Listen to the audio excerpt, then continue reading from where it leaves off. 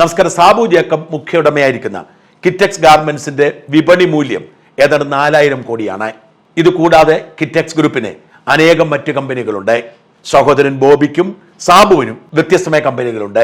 അന്ന aluminium, Sara's കറി പൗഡറുകളും കിറ്റെക്സ് ടെക്സ്റ്റൈൽസും ഒക്കെ ഇവരുടെ മറ്റ് കമ്പനികളാണ്. അങ്ങനെ കോടികൾ ആസ്തിയുള്ള ഈ കിറ്റെക്സ് ഗ്രൂപ്പ് അവർക്ക് കിഴക്കമ്പലം പഞ്ചായത്തിൽ അവരുടെ ബിസിനസ് മുമ്പോട്ട് കൊണ്ടുപോകാൻ സാധിക്കാതെ വന്നപ്പോൾ രാഷ്ട്രീയ പാർട്ടി നേതാക്കൾ അവരെ ശ്വാസം മുട്ടിച്ചപ്പോൾ അതിനെ നേരിടാൻ വേണ്ടി തുടങ്ങിയതാണ് 2020 എന്ന രാഷ്ട്രീയ പാർട്ടി. പഞ്ചായത്തിലെ അനുമതികൾ വൈകിയപ്പോൾ, പഞ്ചായത്തുകാർ കൈക്കൂലി ചോദിച്ചപ്പോൾ പഞ്ചായത്തിന്റെ ഭരണം തന്നെ പിടിച്ചെടുത്താണ് 2015 കിറ്റെക്സ് ഒന്നാം തരം പണി കൊടുത്തത്. അന്ന് മുതൽ കിറ്റെക്സും കിറ്റെക്സിന്റെ 2020യും കേരളത്തിൽ നിറഞ്ഞു നിൽക്കുന്നു. കിറ്റെക്സ് 2020 പണി കൊടുത്തത് കോൺഗ്രസ് പാർട്ടിക്കെതിരെയാണെങ്കിലും പിന്നീട് CPM-മായി പരസ്യയുദ്ധമായി. 2020 ആയപ്പോഴേക്കും കിറ്റെക്സിന്റെ നേതൃത്വത്തിലുള്ള 2020 പിടിച്ചെടുത്തത് 4 പഞ്ചായത്തുകളുടെ ഭരണമാണ്. മാത്രമല്ല മറ്റു പല പഞ്ചായത്തുകളിലും 2020 സാന്നിധ്യം അറിയിക്കുകയും ചെയ്തു. കഴിഞ്ഞ ദിവസം ഫലം പുറത്തു വന്ന തദ്ദേശ സ്വയംഭരണ തെരഞ്ഞെടുപ്പിൽ 2020 അനേകം സ്ഥാനാർത്ഥികളെ നിർത്തുകയുണ്ടായി. കൊച്ചി നഗരസഭയിൽ മാത്രം അവർ ഏതാണ്ട് 40 സീറ്റുകളിൽ സ്ഥാനാർത്ഥികളെ നിർത്തി. എറണാകുളം ജില്ലയ്ക്ക് പുറത്തും അവരുടെ സാന്നിധ്യം ശക്തമായിരുന്നു. പക്ഷെ ഫലം പുറത്തു വന്നപ്പോൾ കിറ്റെക്സ് പ്രതീക്ഷിച്ച വിജയമുണ്ടായില്ല. 4 പഞ്ചായത്തിന്റെ ഭരണമുണ്ടായിരുന്ന കിറ്റെക്സിന് ഇപ്പോൾ ഭരണം 2 പഞ്ചായത്തിൽ ഒതുങ്ങി. നഗരസഭയിൽ അവർക്ക് 1 സീറ്റ് പോലും നേടാൻ കഴിഞ്ഞില്ല. ആകപ്പാടെ പുറത്തു നേടാൻ കഴിഞ്ഞത് വാഴക്കുളം പഞ്ചായത്തിൽ 1 സീറ്റും 1 ബ്ലോക്ക് അംഗത്വവും തൃക്കാക്കര മുനിസിപ്പാലിറ്റിയിൽ 1 സീറ്റുമാണ്. 2015 കിറ്റെക്സിന്റെ ഈ പരീക്ഷണം ആരംഭിച്ച കിഴക്കമ്പലം പഞ്ചായത്തിൽ അവർ കഷ്ടിയാണ് രക്ഷപ്പെട്ടത്.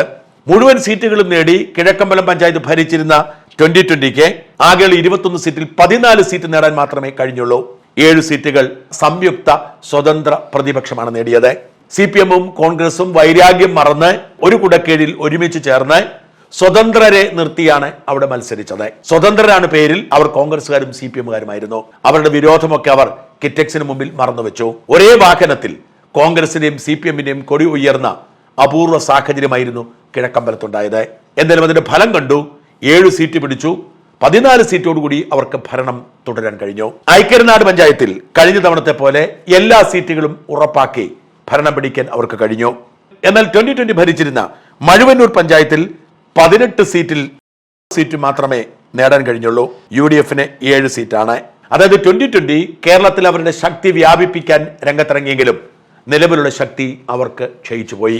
2020യെ സംബന്ധിച്ചിടത്തോളം, കിറ്റെക്സ് സാബുവിനെ സംബന്ധിച്ചിടത്തോളം ഇത് വലിയ തിരിച്ചടി തന്നെയാണ്. പ്രത്യേകിച്ച് കേരളത്തിൽ ഒരു പുതിയ രാഷ്ട്രീയം കൊണ്ടുവന്ന് ജനങ്ങളെ അഴിമതിയിൽ നിന്നും രക്ഷിക്കാൻ വേണ്ടി വലിയ പരിശ്രമമാണ് 2020 നടത്തിയത്. വില കുറഞ്ഞ ഭക്ഷണ വസ്തുക്കൾ, മറ്റു സാധനങ്ങളൊക്കെ അവർ നാട്ടുകാർക്ക് കൊടുത്തു. മാത്രമല്ല വലിയ വികസനം നടന്നു. പഞ്ചായത്തിന്റെ അക്കൗണ്ടിൽ കോടികൾ മിച്ചം വന്നു. സാധാരണ ജനങ്ങൾക്ക് ജീവിതം സുഖകരമായി. അതുകൊണ്ടാണ് 2020 തീർക്കാൻ LDF-ഉം UDF-ഉം ഒരുമിച്ച് നിന്നത്. BJP-കാരുടെ വെല്ലുവിളിയും 2020ക്ക് നേരെ ഉണ്ടായിരുന്നു. ഇതിലേക്ക് പ്രതിഫലനമായി 2020ക്ക് നിലവിലുണ്ടായിരുന്ന ശക്തി കുറയുകയാണ് ചെയ്തത്. കരുത്തു നേടി കേരള രാഷ്ട്രീയത്തിലെ 3ാം മുന്നണിയാവാനുള്ള അവരുടെ നീക്കത്തിന് വലിയ തിരിച്ചടിയുണ്ടായി.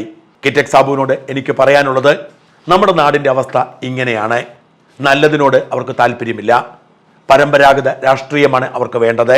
2014 മുതൽ ഈ രാജ്യം നന്നായി ഭരിക്കുന്ന BJP-യോട് പോലും ഇപ്പോഴും അവർക്ക് അയിത്തമാണ്.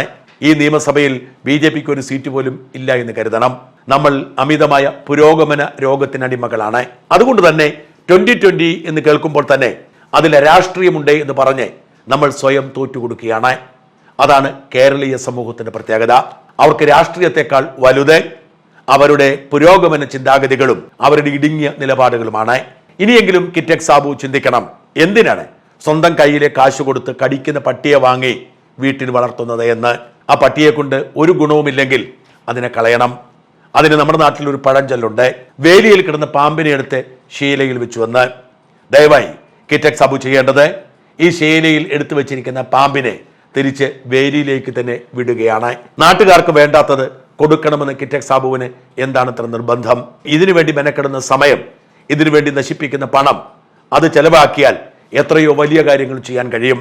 ഇക്കാലയളവിലെ പൊതുപ്രവർത്തനം കൊണ്ട് മുമ്പോട്ട് പോയി നിവൃത്തിയില്ലാത്ത അനേകം പാവങ്ങളെ കണ്ടെത്താൻ കഴിഞ്ഞല്ലോ. അവരെ ഏതെങ്കിലും തരത്തിൽ സഹായിക്കാൻ ശ്രമിക്കുക.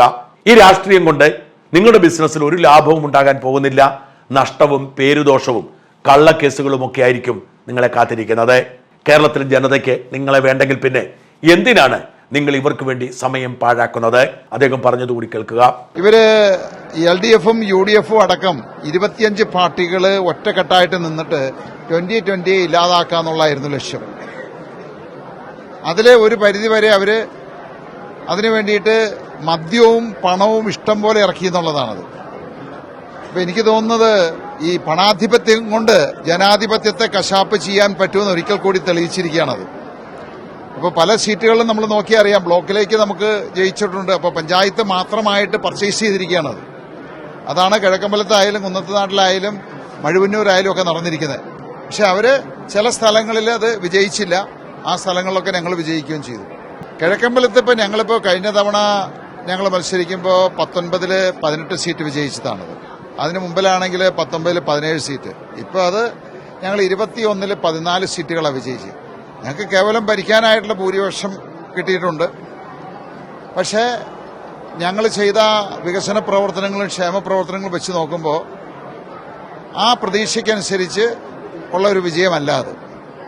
അപ്പോൾ ഇവിടുത്തെ ജനങ്ങൾ ആ രീതിയിൽ ചിന്തിച്ചു എന്നുള്ളതാണത്. അല്ലെങ്കിൽ 2020 നടപ്പിലാക്കിയ വികസന പ്രവർത്തനങ്ങൾ ക്ഷേമ പ്രവർത്തനങ്ങൾ അവര് എത്രമാത്രം വിലയിരുത്തി അംഗീകരിച്ചു എന്നുള്ളതാണ് അതിൽ നമ്മൾ പരിശോധിക്കേണ്ടിയിരിക്കുന്നത്. അതുകൊണ്ടായിരിക്കും അവർ മാറ്റി പരീക്ഷിക്കുന്നത്. ആയിക്കോട്ടെ, ഓരോ വാർഡുകളിലും എന്താണ് സംഭവിച്ചിരിക്കുന്നത്, എന്താണെന്ന് സംഭവിച്ചതിന് ശേഷം ഞങ്ങൾ എക്സിക്യൂട്ടീവ് കമ്മിറ്റി കൂടി ആലോചിച്ച് അതിൽ യുക്തമായിട്ടുള്ളൊരു തീരുമാനം ഞങ്ങൾ എടുക്കും. തിരുവാണിയൂരിൽ ഇപ്പോൾ 9 സീറ്റ് കിട്ടിയിട്ടുണ്ട്. മറ്റ് പാർട്ടികളെല്ലാം കൂടെ ചേർന്നിട്ടും 9, 5, 4. അവിടെ ഇനി എന്തായിരിക്കും സംഭവിക്കാം? അല്ല, ഇവര് LDF UDFന് 5, 4 കിട്ടിയാലും ഒന്നിച്ച് തന്നെയാണത്. ഞങ്ങളാണ് ഏറ്റവും വലിയ കക്ഷി അവിടെ. പക്ഷെ അതിനെപ്പറ്റിയൊക്കെ ഞങ്ങൾ ഇനിയിപ്പോൾ കൂടി ആലോചിച്ചതിന് ശേഷം ഇന്നും നാളെയൊക്കെ ആയിട്ടായിരിക്കും അതിന്റെ തീരുമാനം. അതിപ്പോൾ കിഴക്കമ്പലത്തിന്റെ കാര്യത്തിലായാലും ശരി, തിരുവാണിയൂരായാലും ശരി, ഇവിടെയൊക്കെ ഭരണം ഏറ്റെടുക്കണമോ വേണ്ടയോ എന്നുള്ള കാര്യത്തിൽ ഞങ്ങൾ അന്തിമമായിട്ട് എക്സിക്യൂട്ടീവ് കമ്മിറ്റി കൂട്ടി തീരുമാനിക്കുകയുള്ളൂ.